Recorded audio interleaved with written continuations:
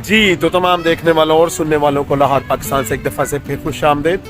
बड़ी खूबसूरत बात लेकर आया हूँ। मैं आज एक शादी की तकरीब में मौजूद हूँ और मेरे जहन में बहुत अच्छी बात आई है कि पहले इंग्लिश में बताऊँगा, लिव इन द मोमेंट, कि जो भी मौका होता है उसके मुताबिक अपने आप को ढालें। बहुत खूब।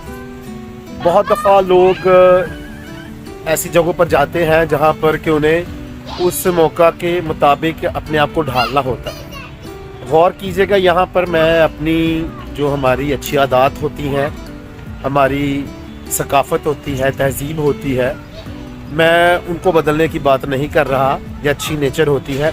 मैं अपने आप को उस मौके के लिहाज से अपने जो गेटअप है उसके मुताबिक बात कर रहा हूँ।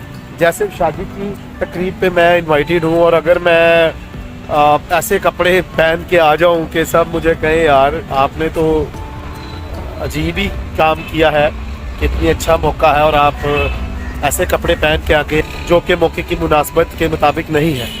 तो लिव इन द मोमेंट का मेरा मतलब जो है वो इससे है कि जहाँ कहीं भी आप जाते हैं कोशिश करें उस मौके की मुनासबत से उस मौके में रहें, उस मौके में मौजूद हों।